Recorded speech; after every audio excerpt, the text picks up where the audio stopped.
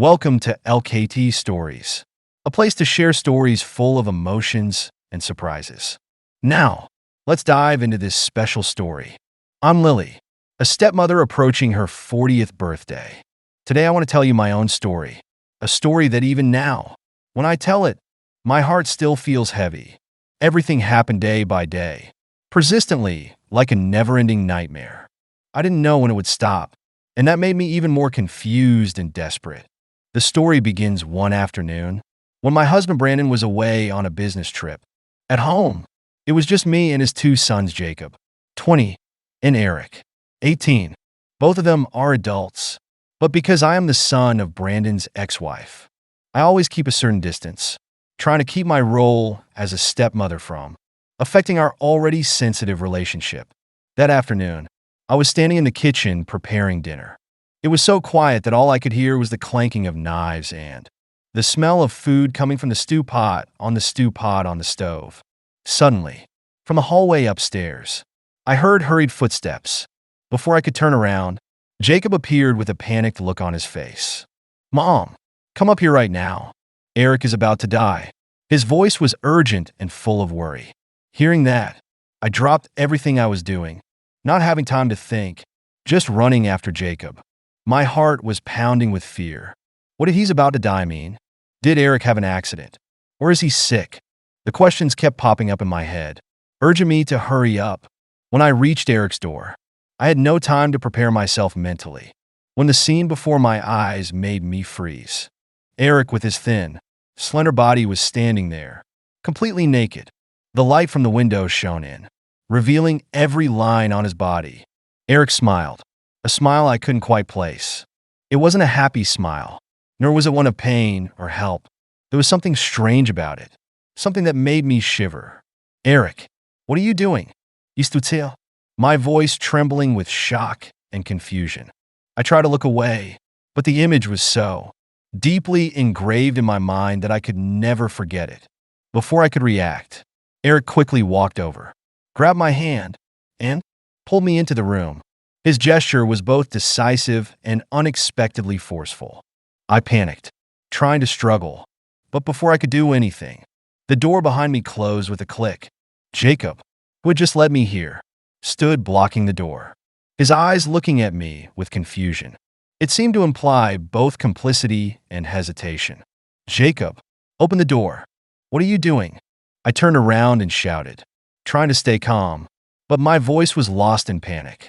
While I was trying to calm down and escape the tense situation, suddenly, I felt a weight from behind. Jacob was close to me, his two hands gently holding my shoulders, his breath blowing close to my ear, making me shiver. "Stepmother, we can't stand it when we see you with father." His voice was low and hoarse, like a bold and calculating confession. I was stunned, unable to believe what I had just heard. "Jacob, what are you talking about? I don't understand." I stammered, trying to turn around to face him, but Jacob didn't move. His eyes were glued to me, not leaving. At this moment, Eric approached, step by step, as if he was intentionally prolonging the suffocation in the air. He bent down so low that our faces were only a few centimeters apart. Eric's eyes looked at me deeply and strangely, as if he was reading every thought in my head. "Mom," Eric whispered, his voice flat and cold. "Please indulge us." The words hit me like a blow. I felt my throat tighten, my body frozen in terror. "It can't be. It can't be," I screamed in my heart. But my legs were frozen, unable to move. The children I had always tried to protect, the children I thought I could give my love to, were now doing this to me. I tried to struggle, to escape the pressure that was holding me. But in front of me was Eric. Behind me was Jacob, both of them like a wall blocking all escape routes. "Let me go." I tried to scream, but my voice was so shaky, so weak that even I didn't recognize it. Eric smiled, a small but sly smile. "Mom, don't try to resist. We don't want to hurt you," he said, his eyes challenging any plea. "We just want you to know how important you are to us."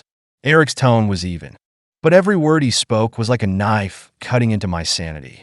"Eric, Jacob, what are you guys doing? Stop it right now," I shouted, trying to control the fear in my voice. But that only made us both more daring. Jacob from behind tightened his grip on my shoulders, leaned down close to my ear, and said, "Stepmom, you don't understand. Every time we see you, we can't control ourselves hearing that." I tried to push Jacob away, but couldn't. I was about to say something. A word stopped, but before the sound could escape, from somewhere an arm gently slipped under my thin shirt. The fingertips touched my secrets, carrying a captivating warmth, causing my whole body to freeze. A strange electric current ran down my spine, causing all my senses to fall into a state of paralysis. I wanted to speak. I really wanted to say, "Stop," but my lips were pressed together, the words unable to escape, as if the weight of the struggle inside me had locked my will. In that moment, I could only stand still, my heart pounding wildly amid internal conflicts. I tried to control my body, wanted to step back, wanting to escape this seductive touch. But it was terrifying. My body no longer listened to my mind, like a natural reflex. Each intimate gesture was gradually responded to weakly, then more intensely. I clearly felt myself drifting away from the principles that had once held me. They took turns touching me. The gestures seemed endless, their eyes shining with triumph and boldness, without a trace of hesitation or reserve. Each movement seemed to draw me into a dead-end vortex, where all my will to control was gradually eroded. I tried to hold on to some sanity, tried to find myself in the midst of this chaos. But all my efforts were in vain. What was happening around me was like a nightmare that I couldn't escape from. My body reacted against my will, in direct opposition to the screaming mind. It was an uncomfortable mix of deep humiliation loss and an emotion I couldn't name, almost foreign and full of guilt. I knew it was wrong, that I was crossing a line of no return. But it was terrifying to realize that I couldn't stop myself from embracing a small part of this unfamiliar excitement. It was like a whirlwind that swept away every rational barrier I'd built up throughout my life. With each passing moment, I felt myself losing more and more. What I had believed in, what I had held on to, was now just fragments. I was no longer myself. I had become an undefined being, used and manipulated by strong hands, unbridled eyes. I was a toy for their selfish satisfaction, and the reality before my eyes became distorted, blurred like a painting torn by chaotic colors. I don't remember how I endured what happened. Every moment was a struggle between consciousness and instinct, between a desperate attempt to escape and a growing sense of submission. My last limits had been broken, both physical and mental. They had crossed every boundary, and so had I. That afternoon, when it was all over, I stood still, paralyzed. The clock was now ticking in the room, and I tried to breathe, but my chest felt tight. I had crossed a line from which there was no return. Every step I took out of the room felt heavy, as if the weight of my wrongdoing had been fixed to my shoulders. My mind was filled with chaotic thoughts. What had I done? How did it come to this? Images of Eric and Jacob, my husband's 2 children from a previous relationship, flashed through my mind, evoking feelings of guilt and utter confusion. We had strayed in a moment of weakness, and I'd crossed moral boundaries that should never have been crossed. I stepped into the bathroom and let the cold water wash over me, hoping it would wash away the filth that surrounded me. But no, the cold water could not soothe the turmoil in my mind. I looked in the mirror, saw a strange face, eyes empty and deep. I wondered how long I could hide this, if I had the strength to go on as if nothing had happened. Part of me wanted to tell my husband everything, admit everything, and take responsibility. But immediately, that thought was rejected. If I told him, this family would be torn apart. The broken pieces of trust would never be put back together again. I could not do that to my husband, who had always loved and trusted me absolutely. So I chose to remain silent. I told myself that time would heal all wounds, that if I did not speak out, no one would know. But Eric and Jacob did not think so. I felt their eyes that seemed to confirm that. Now, between us, there was more than just this one time. They began to approach me more, with ambiguous gestures and words, making it impossible for me to find peace. Their actions were no longer just daring experiments, but now a continuous possession, without hesitation or reserve.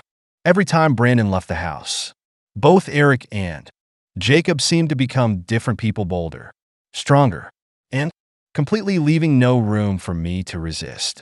At first, I still tried to resist. I screamed, pushed them away, struggled in vain. But those efforts were like small echoes in the empty room, unable to shake their determination. My resistance only made them more excited, as if they saw in it a game, a challenge that made them want to take more. Each time like that, I felt small and powerless before their strength and determination. But then, the scariest thing was that gradually, my resistance became weaker and weaker. I no longer had enough strength to push them away. No more screaming or struggling. Instead, my body began to react in a different way, a way that I didn't want and couldn't control. I felt myself slowly becoming resigned, as if all the doors in my mind had been locked, and I could only accept it. At first, I still felt a little embarrassed, a little bit of resistance in my eyes or gestures.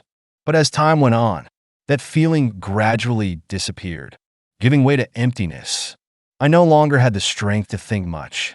I began to accept their actions without any reaction. Every gesture, every look of theirs seemed to remind me that I now belonged to them, both physically and mentally.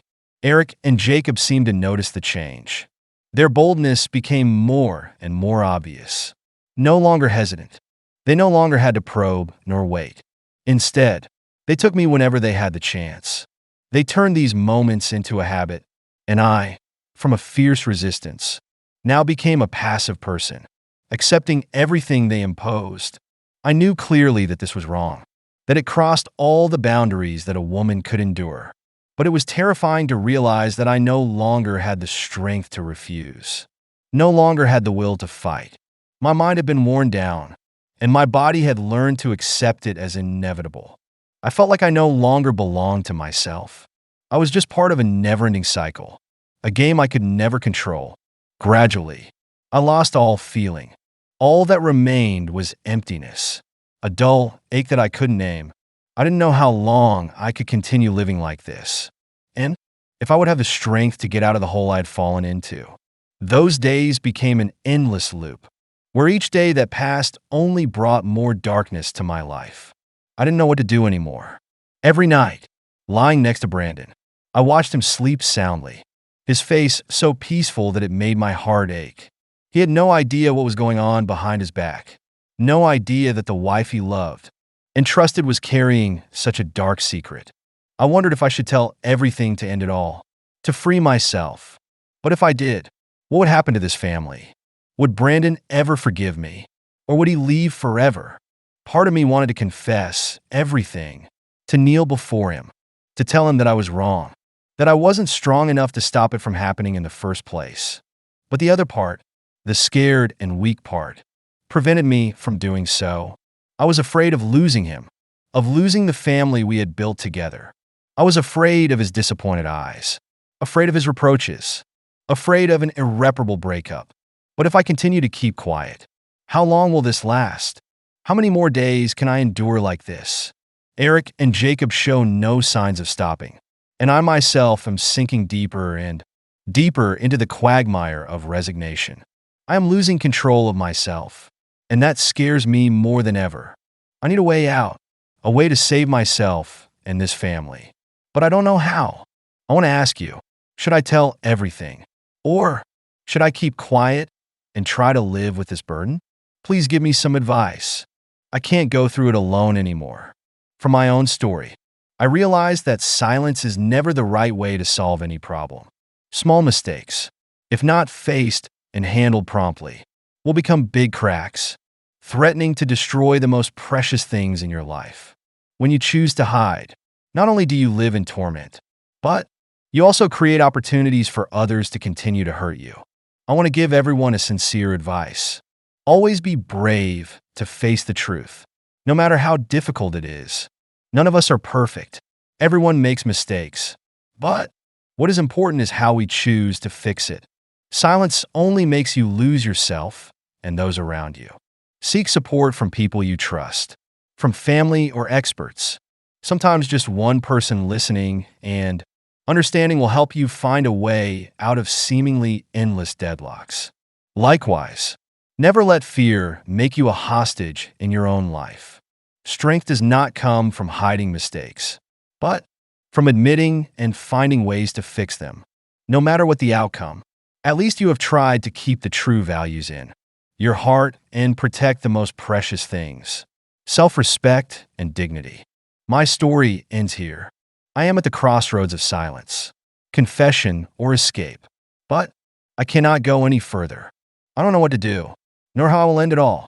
Perhaps this story will forever be a loop in my mind with no end, no way out. Please, everyone, if you read it, don't criticize or scold me. I just want to find a little relief in my heart when I say it all. The story of lktstories ends here. If you find this story interesting and worth pondering, please support us by clicking like, subscribing to the channel, and sharing the story with people you think they need to hear. Don't forget to leave your opinion in the comments section, because we always appreciate all your feelings and thoughts. Your sharing is the motivation for us to continue bringing more interesting stories. Goodbye and see you in the next videos.